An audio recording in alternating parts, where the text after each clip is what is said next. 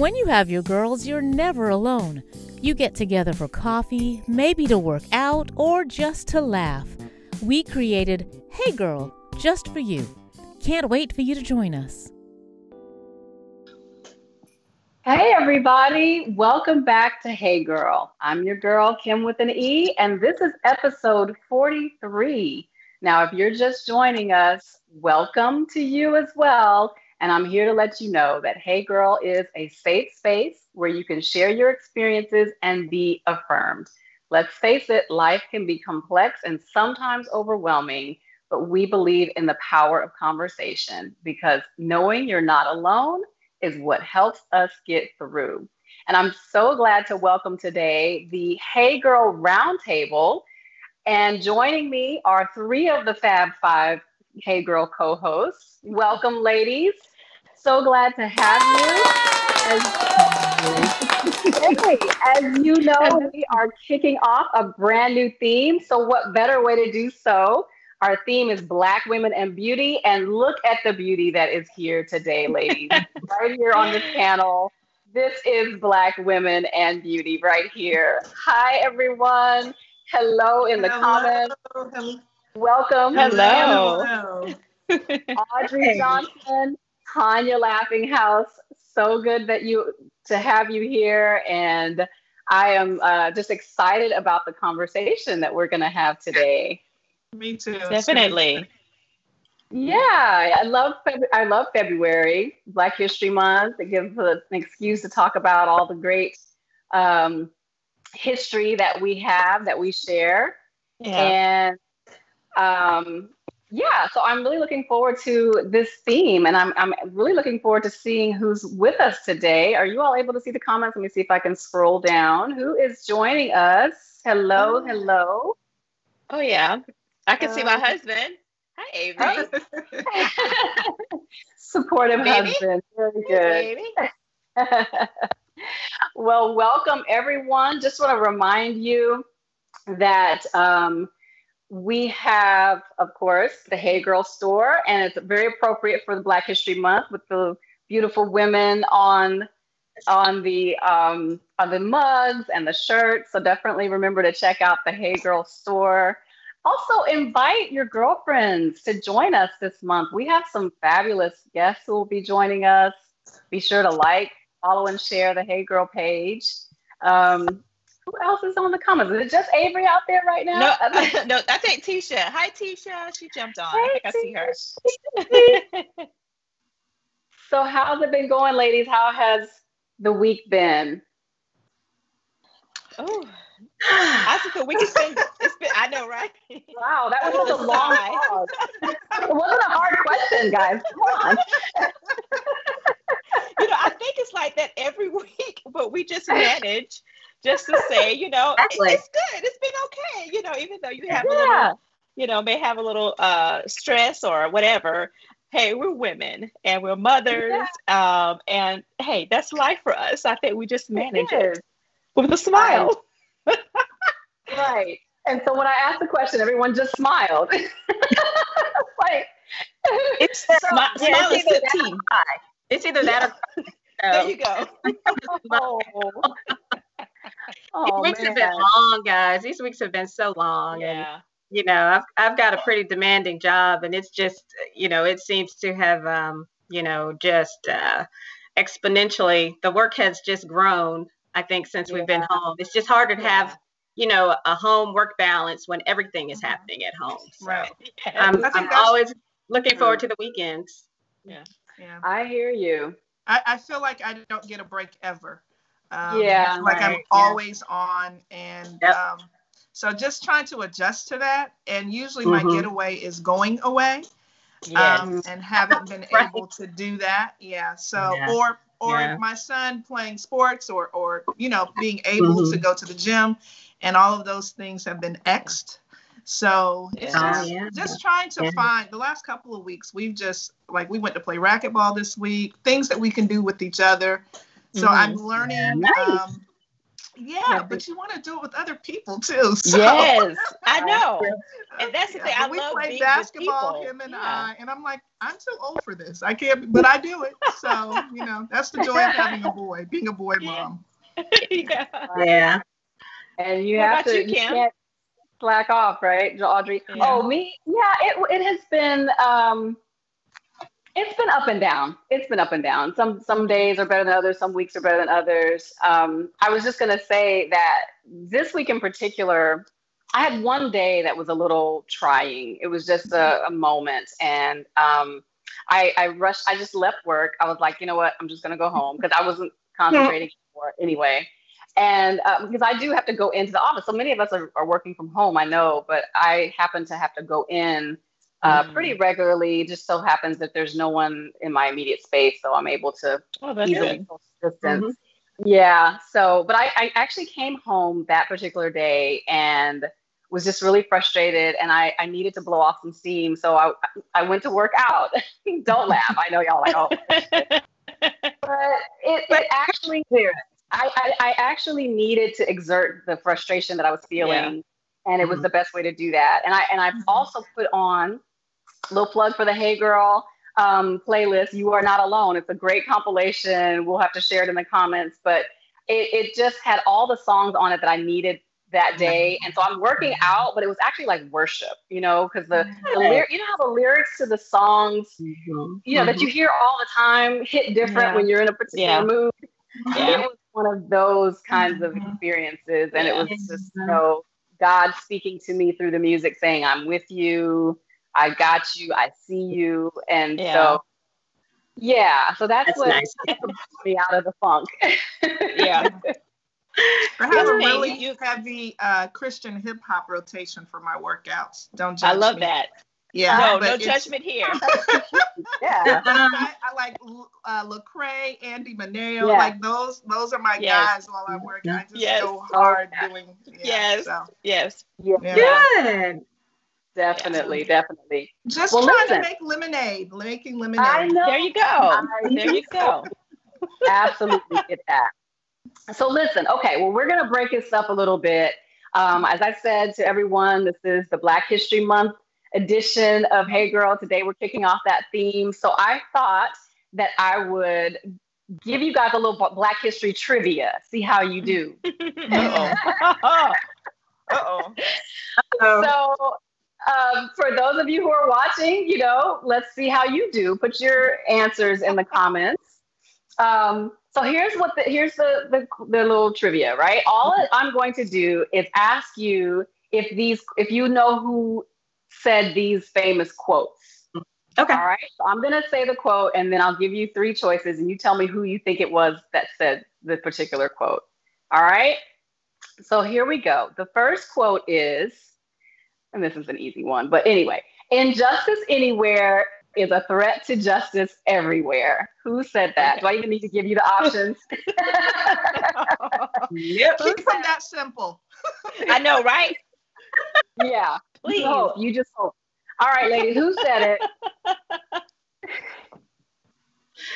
It was MLK. That's right. It was. No one wanted to be wrong. That's I know. I was like, Tanya, you knew it, but no one wanted to say. Yes, it was Martin Luther King. All right, very good. Next question. If not us, excuse me, if not us, then who? If not now, then when? Okay, so here's the choices. Here are the choices. Yeah, okay. There you go. James Baldwin, who is a novelist, playwright, and social critic.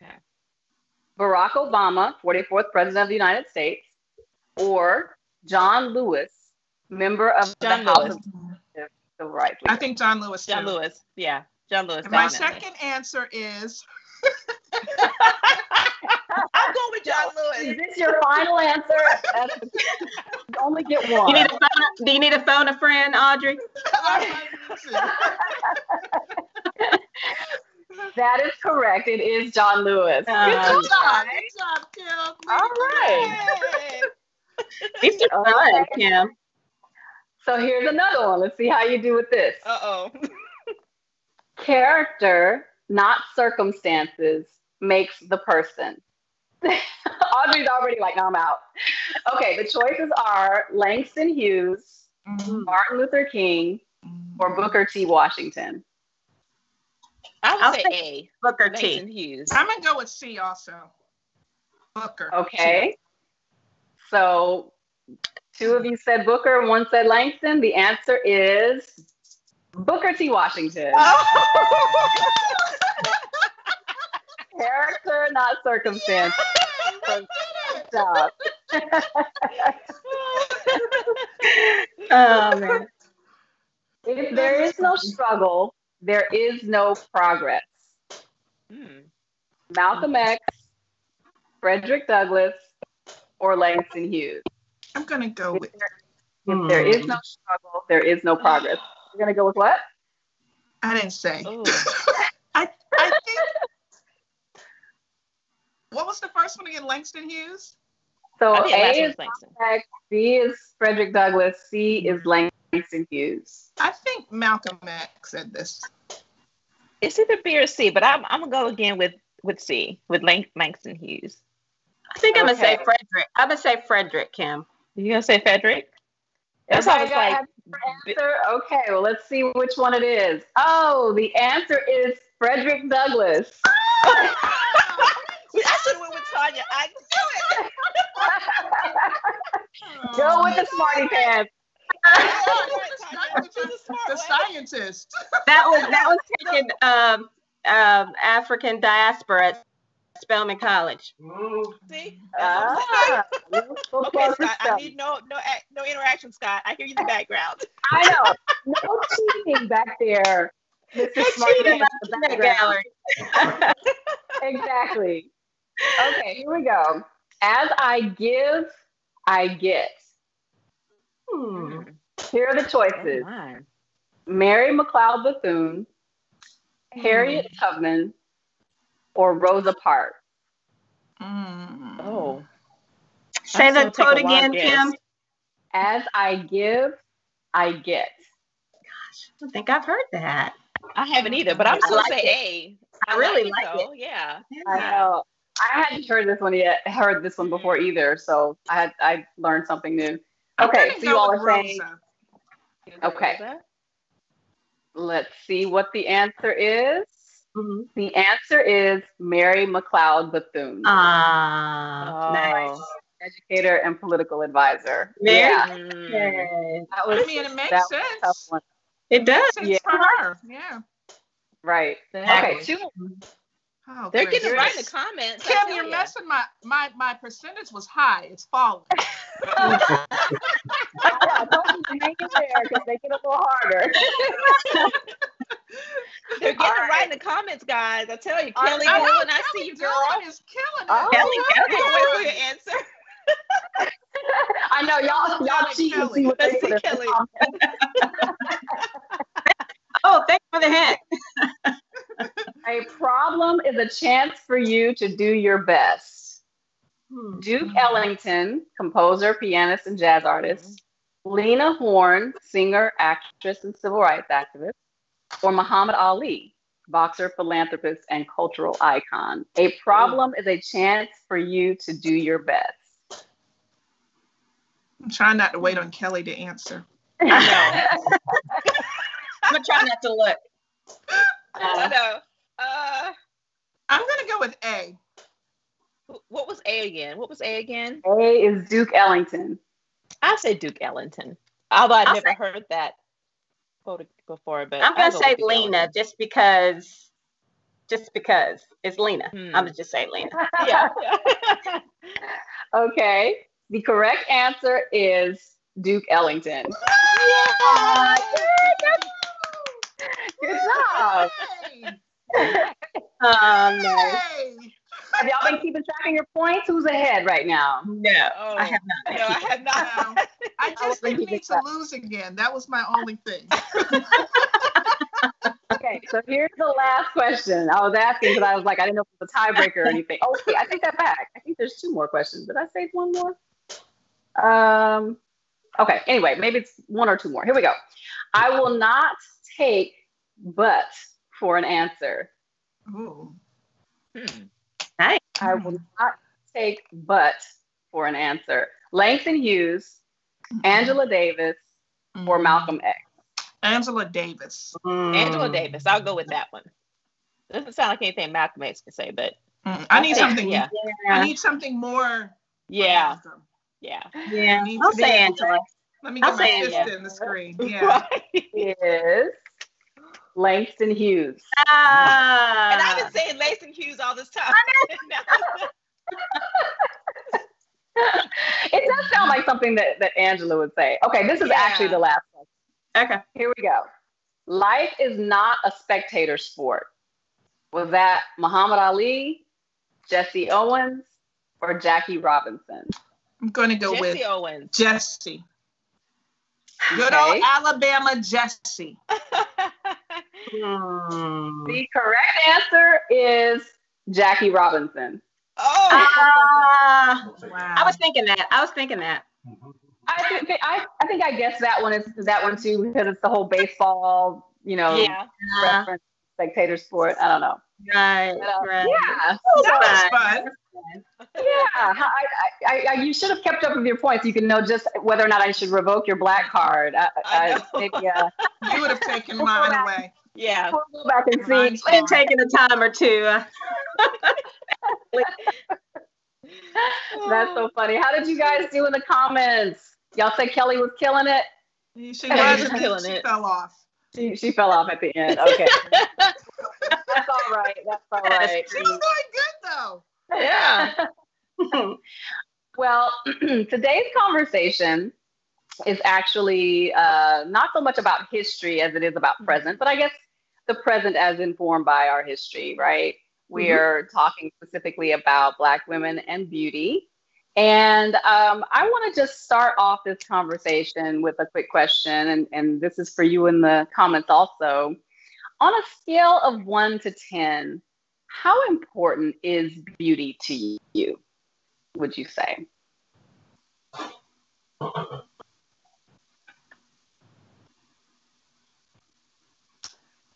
I feel like I should have some theme music playing right now. I know.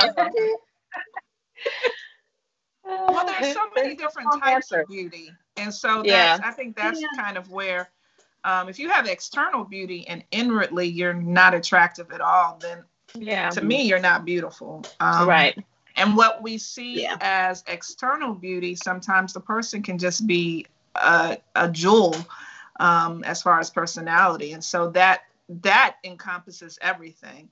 So I think, it just really, beauty is such a vast word. It's not just, I agree. And particularly, I think for Black women, I feel like, because we come in so many shades of brown and, I think all of us are just beautiful. We have so many,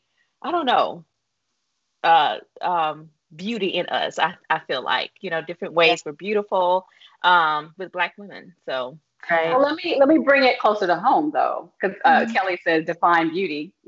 Obviously we're each defining it in a particular way just by responding to that question. But just personally, how important is it for you that you be perceived as beautiful? For me, I guess for me, it's the feeling of, just for me personally, how I feel inside. That to me makes me feel beautiful.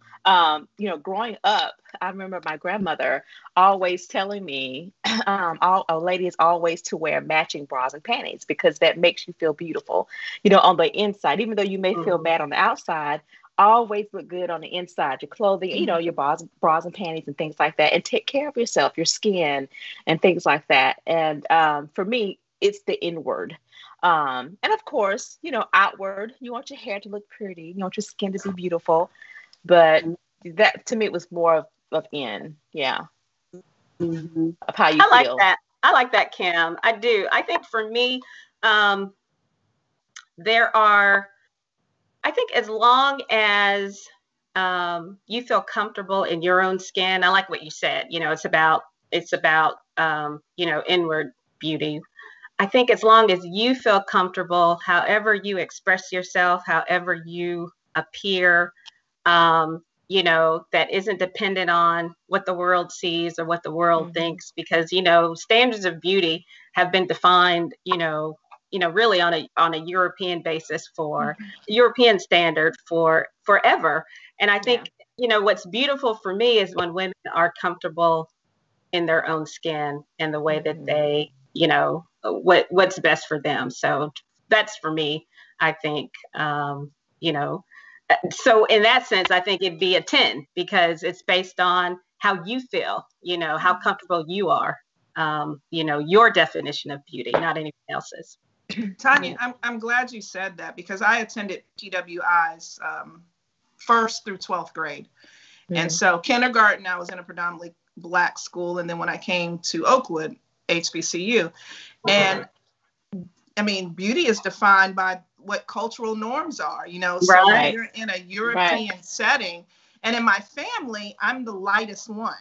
And so I had to, at home, I was the first girl, so you were the one that was doted over and all of that. And then you go into the world and it's like, it's a different story. And so that was instilled, like you said, it was the inward, that there had to be a confidence of who I am and what, and it wasn't always for me. I had to get past the external because I didn't look like the people I went to school with. And you have to come to grips with my beauty is still my beauty, because it's who God made me to be. But you have to have a strong home foundation in order to be able to have that external outward foundation, so you are confident and able to maneuver through those types of situations. Absolutely.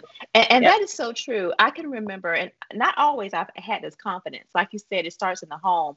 And I built that over time because, as growing up, back in the early 80s, late 70s, early 80s, light skin was in, brown skin was not, in my view. And so I always, when I was smaller growing up, thought I wasn't pretty because of my brown skin. A lot of my family members, my mom, they're lighter complected, women, fair skinned women. And so I always associated that as beautiful, and then I think TV plays a part in that as well. What you see. So what you see. And so, thank God I was surrounded by such beautiful, strong women that was like, no, you are absolutely gorgeous. I wish I had your skin color, but it was just that repetition in life that, you're beautiful, so definitely, Audrey, that it definitely starts at home. It definitely starts at home. Yeah, I have to say that I think all of my life, beauty has been important to me. Because I have been the type of person who has wanted others to perceive me as such. So my desire for beauty has always been I guess rooted in how other people define beauty. So Kelly's question was define beauty, and so I've struggled throughout my life with the concept of beauty because it's something that I wanted but never felt like I had full grasp of, and it was based on various circumstances, right? So yes, growing up, I was in predominantly white schools, and so I was never seen as beautiful, and so I didn't feel beautiful, and therefore it was something that was kept from me. That beauty was for other people, so obviously it was something that I really wanted, but knew I could never have, right? Right. And even in my home, it was something that was just a little bit out of reach. And I think it was my mother's intention for me not to be vain or too self-absorbed. So she wouldn't, dote on me a whole lot. And, pretty is as pretty does is what she would say. People would compliment her children and she'd say, oh, pretty is as pretty does. She kind of deflected from all of that. Yeah. And so it was all, and then Audrey, I was never considered light skinned until I went to a Black school, because in my family, everyone is lighter than me. And so I went to white schools and everyone in my family is light skinned. So I was, the darky everywhere I went. And so, this whole thing of beauty for various reasons was always just out of reach, it was just in different ways. And so I think that it's with time, and you all touched on this, with time that your definition of beauty and your valuing those external factors changes, certainly, and become hopefully less dependent on how others see you and rather how you see yourself. Right. And that's something that I've been sort of working on pretty much my whole life, getting to that point. Yeah. And that is so crazy. Like with Kim, like, I think you're such a beautiful woman. Yes. And for you to not feel that way, but that's a lot of women. I mean, you're surprised, like the most beautiful woman you would think. You're like, well, why do you feel that way? But like you said, Audrey, it starts like growing up. I really do feel like that. You know, you don't want to feel, you know, your children feel vain or feel conceited. However, you still have to say, you know, you're beautiful on the outside. You're also beautiful on the inside as well. But it's okay to feel beautiful. It's okay to think you're beautiful. Yeah. And I think in the long run, I think like in you know, as longer time goes, if you don't do that, that's when you have those insecurities. Yeah. I have a cousin. I'm sorry. No, I was just agreeing with Kim. I was like, if it's always based on what other people say, then it's always going to be a little. I have a cousin that she came. I used to keep them for the summers. I would give my mom a break and keep my cousins for the summers. And she was 4 or 5, always very prissy, right? And so she was saying her prayers one night, and she's chocolate, tall, beautiful. She's 6 feet now. And she said, "Dear Jesus, thank you for making me beautiful." And I was like, if you have that at 5 years old, right? Love it. Yes. In you. Man, have it. Right, you'll have it. And so she just had a baby recently, and I've had to say to her, "Dear Jesus, thank you for making you beautiful." Like, because you know, hormones, all of that makes a difference. Lord. And so I think that, like I said earlier, it has to be instilled at home, but that takes us being empowering women with the children that we're raising, and everybody doesn't get that, you know? Right. And so that's a whole nother conversation as to what beauty is and how it's defined. Right. And how do you balance that when you're raising children? Because you also don't want them to be, oh, I'm so beautiful, look at me, and not developing that. Right. But I think though, Kim, you have to be very careful too while you're raising children. Because like for my daughter Kendall, she sees me how I feel about myself. She sees that. So if she sees me always complaining about my weight, how I look, my color, she takes all that in. So I can't do that for her. So if I'm confident, you know, mommy, she's working out, she tries to eat right, she wears a little makeup here and there, you know, to me, that boosts her up instead of kind of putting her down. And then she can tag on that whole, you know, thing that I'm feeling too. Because they absorb that. They truly absorb that, what they see as, you know, growing up. It's true. The mom. Very much. Girls want a pattern after their mothers, for sure. Absolutely. Yeah, all the time. All the time. Yeah. Okay, so I have a question for you. To what extent is beauty determined by hair, length or texture, skin complexion, or size in terms of height and or weight? Which of those 3 do you think most impact physical beauty? Since we know inward beauty is a whole other thing, just in terms of the all of those are so strong. What you say, Audrey? She said she's always been a thick girl. Yeah, I've always been the thick girl. So even my skinniest is still thick skinny. So So is that a problem? Has that been an issue for you? Or is it something you're okay with? I think that I'm fine with it now because I understand my body type. But growing up with PWIs, there have been times that it has been difficult because I'm shaped differently than my PWI counterparts. But now it is what it is, you know, and COVID has allowed me to just be. So but like I said, it comes to coming with grips on being confident. And I see the comments, the inner part, like because as women, we struggle, you know, you struggle with the battle, and sometimes it's daily, you know, and to be honest, like there are times that I'm like, sister girl, we need to fix quite a few things. And then there's sometimes and I'm like, with my hair, you know, it just depends on where we are. Like in every day, it changes. So I think but if you are anchored in who you are, it makes those daily struggles a little bit more palatable. Mm-hmm. Mm-hmm. That's great. That's great, Audrey. Yeah, you kind of not triggered something with me, Audrey, but I think in terms of growing up, I came from a very well-endowed family. The women in my family, very, very well endowed.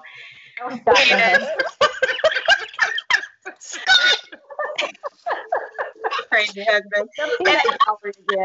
And I always, that I was not very confident about, being large chested. I just wasn't. I was a cheerleader, and I remember all the girls in my on our squad were small chested, and every time I turned around, we'd be doing a new routine or a new dance. They would somehow put some kind of shimmy into it, and and I was, and I would find a way to do it where I wasn't really shaking it, and it was just always a thing with me. And I wish I had, didn't have that hang up about it. But I will tell you, and I don't want to turn this into, a conversation, about that, but we're talking about positive self-image.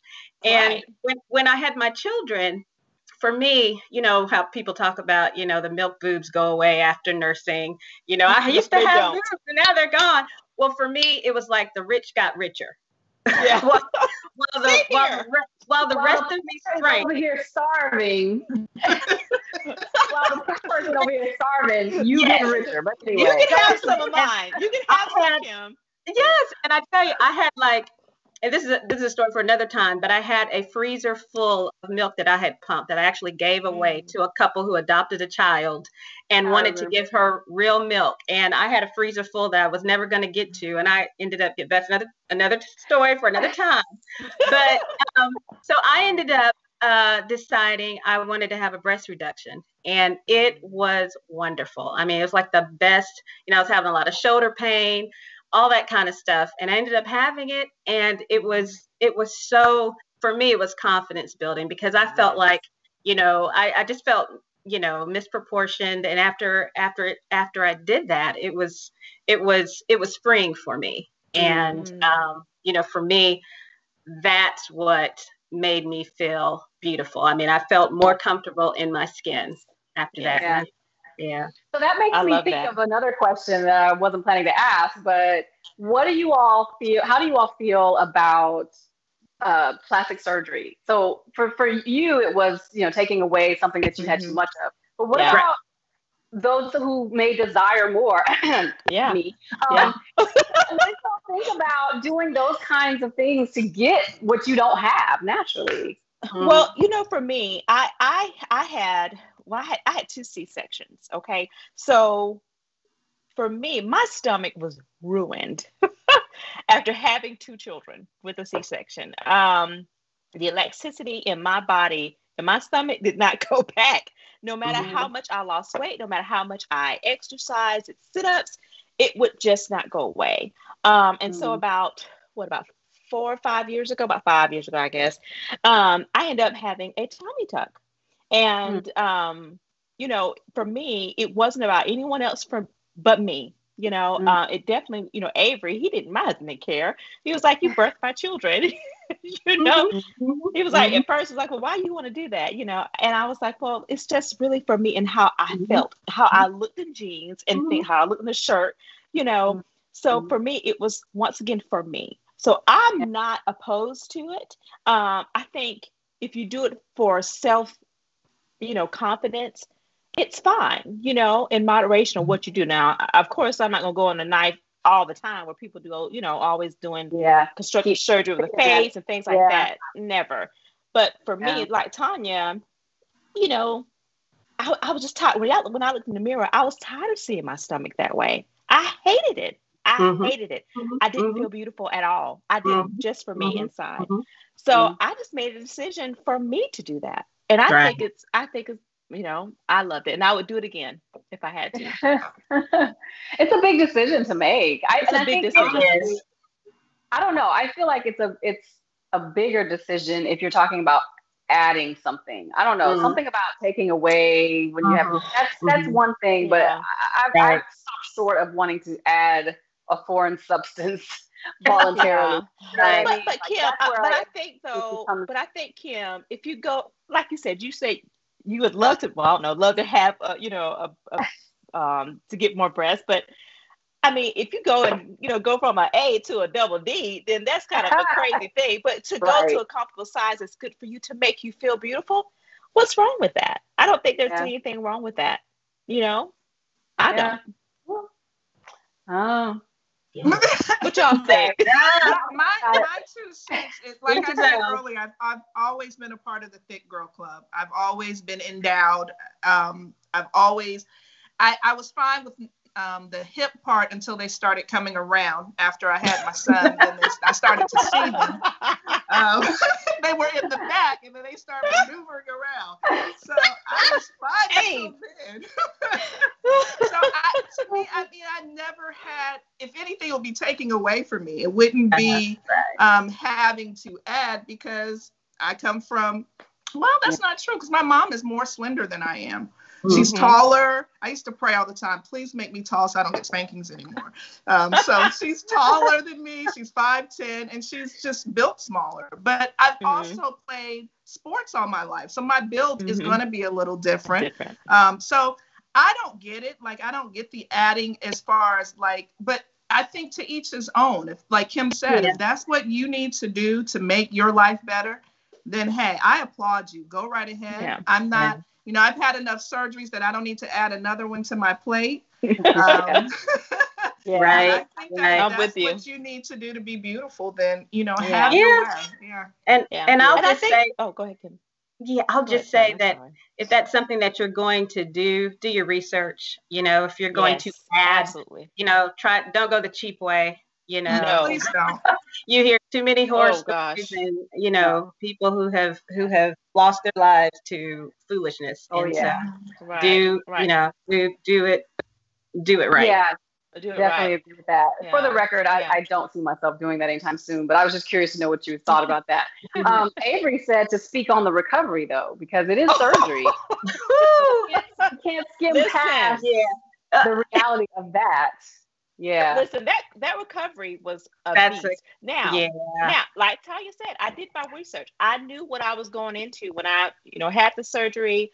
And I went with one of the best doctors here in Huntsville to do that surgery for me. And I'm telling you, they were absolutely amazing with the recovery process, but it wasn't a joke. I'm telling you, it was definitely a lot went on with that, but I still would do it again because it just made me feel better, Same here. I remember coming home from the hospital, and because the doctor didn't just take out tissue, he also did a little bit of lipo under the arms to just get the profile right. So I was kind of bruised, and I remember coming home and kind of bent over because I was in a lot of pain. But I told Scott, I said, honey, can you grab that suit jacket out of the closet? I want to try it on and button it up for the first time. I haven't been able to button my suit jacket. To the bed. Still recovering, and you were already ready. And so that recovery was something. It was something. But after that, it was worth it. It's almost like childbirth. Once the pain is over and you heal up, you're like, oh, you're good. Yeah. That's so funny. Yeah. Well, I did a little bit of research about women and their image of their bodies and beauty. And what I found, first of all, is there's always the negative statistics about Black people. And so here's the negative statistic. African American women have the highest rates of obesity or being overweight compared to other groups in the United States. They say about 4 out of 5 African American women are overweight or obese.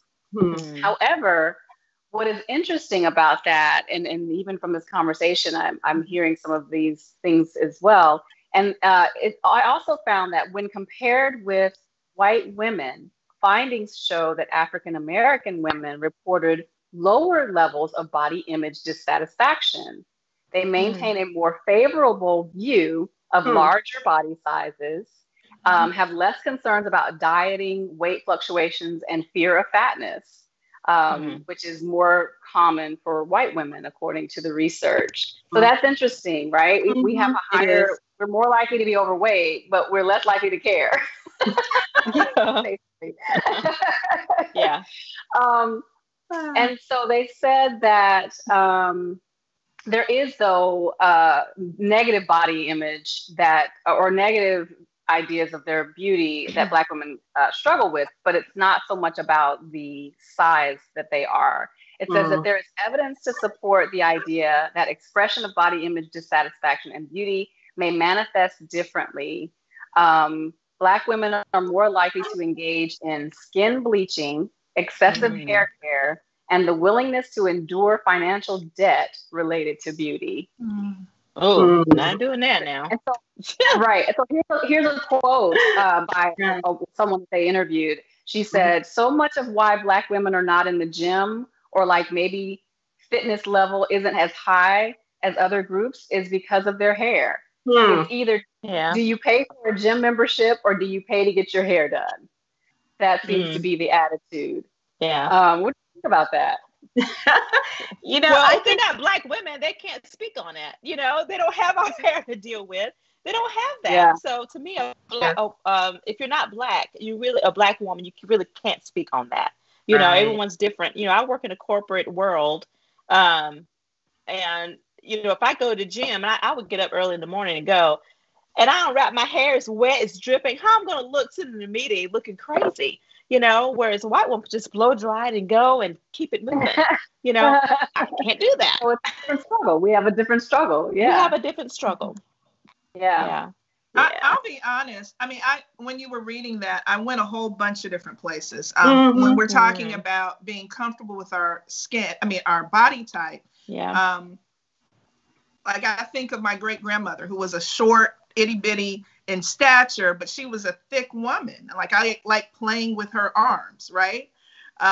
Because they were just flabby. And then I think of the contrast to that, to my mom being a slimmer woman. I think that's just who we are as people. Like we see from a young age the variance of who we are as people of color, and we understand, if we know the reason for that, like we a lot of us are thick because of the whole slavery thing and how we ate back then. And so a lot of this is based on our biology now too. Genetics play a role in that. But then Absolutely. I also think about, you talking about hair.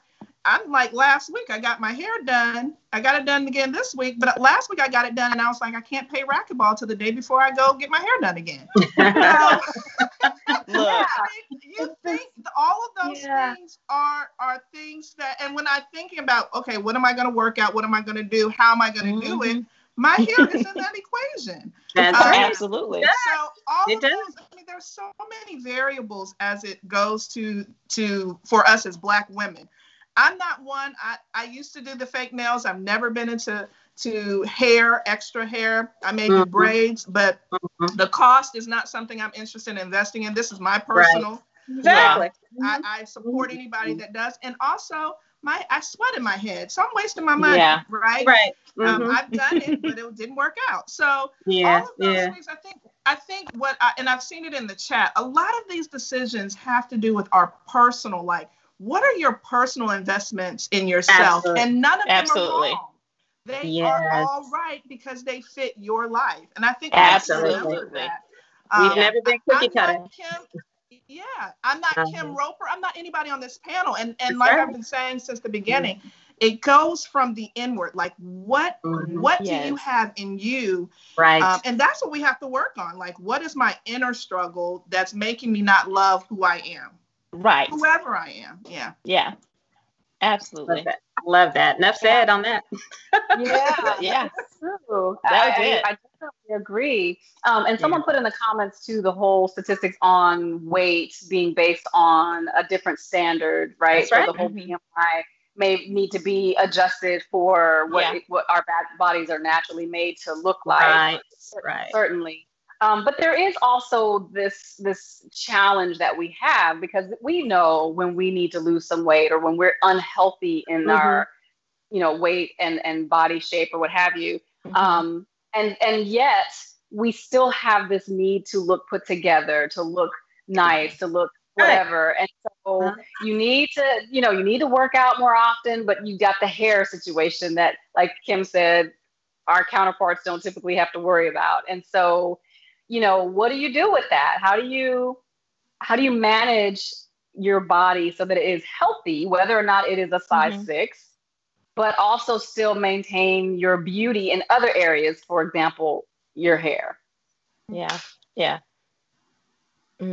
I think you just have to find the balance. You have, like you said, Audrey, you have to schedule. If you know that you have a meeting or whatever the next day, you're not going to go and do a hard workout. You got to sweat all your hair out. You know what I'm saying? You may take it easy that day, maybe do a little bit of cardio, but we just have to schedule around that, and I think just kind of balance it. Just balancing it, Yeah. But I hear that quite often with women, Black women, when they hear, "Oh, I can't go running today. I got, I just got my hair." So, yeah. You said something else about BMI, and I remember the first time I joined the gym and got a trainer. And this time I had dropped a whole lot of weight, and it was a bad breakup, right? I'll be honest. Let me be transparent. The skinniest I've ever been. I was a size 6. Everybody was like, "Don't ever go there again. You look sunk it." It was awful. Emaciated. So my mom was like, "Go join the gym and gain some weight." I've never been told that before ever in my life. And so I did, and when he did my BMI, it was still high. Because my body structure is not the same. And I had to come to grips with that. Like, that messes with your psyche. It does. It does, because I'm not built like others. I'm just not. The quicker we come to grips with our body type is our body type, and understand how to function with our specific body type, we won't worry about, and it's hard. It is so hard. Audrey, and we just look on our panel, like, we're all different. Like, if I get a good workout, and I've done this, Kim can tell you, I like, "Kim Roper, can you?" Like, I know how Kim goes in the gym, but we have to know that what we can do is just what we can do, and honor that. Like, I love the fact that I think once you get to your 40s, you start saying, "Okay, whatever, it is what it is." I definitely believe that. Right. They say the 50s are even better. I'll wait for that. But still, I come to grips with it. Yeah. 2 more years. So do you all have any, at this stage in your life, I'm glad you said that, Audrey, because I think that we can all agree that we probably have a healthier sense of self now that we're in our 40s than we did when we were in our teens. I mean, being a teenager is just horrible in that way, right? But is there anything still, even at this stage in your life, that it's like, "Oh, I'm still not happy with this," or "I still am trying to get to a different place to feel really comfortable in my own skin"? Or do you feel like you're there? No, I don't think I'm there. Now, I would like, for me, I think I need to lose weight. My weight is up and down. It's up and down. And during this pandemic, honey, it just went all the way left. So just trying to get back from that, but I try not to be hard on myself, I just have to do what I have to do to lose it, just do what I have to do to lose it. But I'm not as hard on myself as I would be, 10 or 15 years ago. Yeah. I'm not. Right. Yeah, I agree with that. Anybody else? So let me tell you, it like I said earlier, it's still a battle, right? Every day is a battle. And especially, I'm the only one that's single here. So I have a 12-year-old son. Right. I have to be strong for him, but then it's like, who's being strong for Audrey, right? And so for me, literally, I'll tell you, I'll be honest, last night, I went to bed last night, I wasn't in my feelings, but I really had to be like, "God, I need you in a different way right now." And so, that's my boo. God is my boo. And people say that all the time. It's like, yeah, okay, whatever. But that's the person that gets me through everything. And so I've had to realize that, and maybe that's where I guess I am where I am right now, and COVID will teach you that, because we're living in such a bubble. Everybody's in their own bubble. That you really have to find your strength from wherever you're pulling that from. And so if I'm down and out, and there have been times that I haven't, and my son will make comments, and I'm like, all right, pull yourself together. You and Jesus need to go have a talk so you can get your life back together. But those are real moments. But I have to be, and Kim just said it, we have to be gracious to ourselves and not so hard on ourselves, because when you're hard on yourself, you're showing the people in your house, if you believe in God, you're showing them that maybe he really isn't real. Like I have a shirt on that says right now, Black women are dope. Y'all were laughing at me because I had my little tank top on earlier, but I needed to wear it today because that's how I needed to feel. Exactly. I have to put it, like, I have to make it something that's tangible for me. Because like I said, I don't have all that pouring into, so I need to know, you know what? We're dope, and I need to believe that today, and I need to keep it moving. Absolutely. Love that. Well, what you all are talking about is so important for many reasons. Number one, it really has to, it goes back to where we started. It really has to be your mindset, because there are, you know, I talk about your weight going up and down, but the reality is that is actually something you can control. What if you have characteristics that you cannot control? Like no amount of exercise is going to increase my bust size, right? No amount of adjusting is going to change the size of my forehead, if that's something that I hate. So there also are those things about yourself. There's some things you can change, but then there's a lot of things that you can't. The skin color, that's something you can't change. If you're light, if you're dark. And so I think for me, it has been, my growth has been in the internal and the mindset and the ability to come to accept the things I cannot change. Right. You know, Exactly. Prayer. And just be okay with whatever it is, the wrinkles, the you know, the imperfections, because it is what it is. And at the end of the day, it matters less than, like you all said at the beginning, your inner character and you know, your relationships and what you're able to do. And I think that's something that we don't talk enough about as women, because so much of our value is placed in how we look rather than what we can do. You notice that? So like a guy can be congratulated for, can you still hear me? Just making sure my sound is A guy will be congratulated for having a beautiful woman on his arm. He could be a complete slob, right? He doesn't have to look like anything. But if he has a good job, if he's had other accomplishments, you know, he's given a high five and he's up on a pedestal. And so I really think that this conversation about beauty has its place, but I would love to see the conversation be more about, well, what are you able to do? What can you accomplish with your mind and hands? Because it shouldn't just be about what do you look like. Right. Yeah, I agree. Kelly said in the comments that it's about overcoming the mental and emotional struggles, because then you can do the physical. And I completely agree with that. Absolutely. Because if you can't do those, then the physical's impossible. Yeah, right. Absolutely. Yeah. And I think close to what Kim said earlier, Kim Jacobs, that we also have to remember we are being watched by our children, whether we have daughters or we have sons. And I think especially our daughters, I had such a healthy sense of self growing up because my mother made sure that I did. I think I told you guys a story about, you know, loving beauty pageants when I was younger. I just loved that. I loved to watch Miss America, loved to take my little notepad and write down the scores and all of that. And so when I was in grade school, we had beauty pageants at school and I wanted to be in them. And my mom could care less, but she was like, okay, baby, you want to be in it? That's great. So cute. And I would enter them with, you know, these girls who were made up heavily. They look like second grade women, basically, and big hoop dresses. And you know, my mom is from Detroit. She's like, my daughters, nobody's about to be walking around looking like you're heading to a plantation. So no, we're not doing that. You're gonna look like a little girl. You're gonna look like a little girl, and you're gonna be in these pageants. I can hear Miss P saying that too. I know. Love you, Miss P. I know. And the picture that you saw was the actual year that I won, you know, without fully made up, without, you know, the big hoop dress. And, you know, that shaped my thinking about beauty, even from second grade. You know, it wasn't about all this exterior stuff. It wasn't about, you know, having the biggest dress. It was how I carried myself. It was the poise.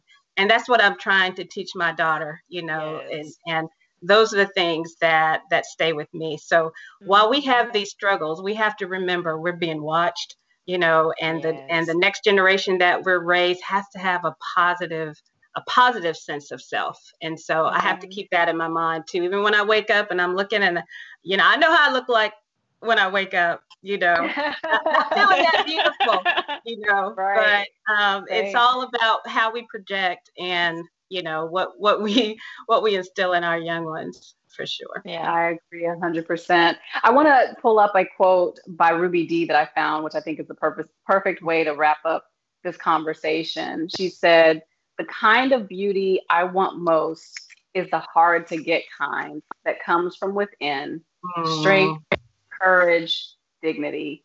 And I think that really, that's it. I love that. Ruby Dee. Beautiful. That quote is really perfect because that's really what matters most. I have really enjoyed this conversation, guys. I think it has been great. Thank you so much for sharing. And Tanya, love the picture of you as a little girl. You look, I know, so Ty, cute. Like you. Like I see Ty all day long. Wow. It's so cute. Love that. But thank you guys for joining me. Thank all of you for your comments. Love this topic, and I think it's so important for us to talk about these things. And the rest of this month, we will actually be continuing this conversation with some of our guests who will have different perspectives based on their professions, of course. So looking forward to that. So we're going to actually go to our scripture now, and I'm going to pick on, who should I pick on? Who wants to volunteer to read today? Anybody want to jump in and take the scriptures, or we could take turns, doesn't matter. Audrey, you want to read them? Sure. Have them right there. I know, I'm looking for them, like, okay, where are my scriptures? I'll read the first one. So God created human beings in his own image. In the image of God, he created them. Male and female, he created them. Genesis 1:27. God shows no favoritism. In every nation, he accepts those who fear him and do what is right. Acts 10:34. Great. I can read the last one. Oh, unless Tanya wants, I'll read. Okay. Charm is deceptive and beauty does not last, but a woman who fears the Lord will greatly be praised. That's Proverbs 31:30. Yeah, love that. The Proverbs 31 woman is the perfect model of what we all should be striving for, right? Absolutely. And we were created in God's image, so it really is probably offensive to him when we are critical of ourselves and talk about what we don't like. And so I think that's also a good reminder. Kim, can I say one last thing? You just reminded my son, like I would be like, Jay, do such and such. Jay, do this, or why did you do such and such? And I had to appreciate it recently because he says it so much. And his response has been, Mom, I'm just built different. Oh. And now that I've thought about it, I'm happy that you know that you're built different. Yes. And you're okay with it. Yeah. Like to me, I'm like, put a couple of dollars in my parent hat. Like that's how we feel. So now when he does stuff, I'm like, I know, Jay, you're just built different. You're built different. So if we take that as women, we're all built different, inwardly and outwardly. And God still loves us, and our tribe does too. And so right. That's it. I love that. Love that. Mama, well done. Yes.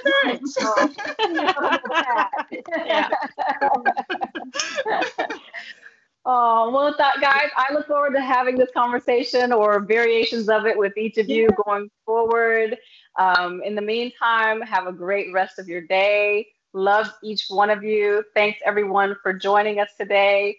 That's all we have, so we're going to say goodbye until next time. See you. Bye-bye. Bye-bye. Thanks for joining us today. Next week, we continue our theme of Black women and beauty with special guest, salon owner and stylist, Nicole Hughes of Hair Story Studios. Hear her story next Saturday on Hey Girl.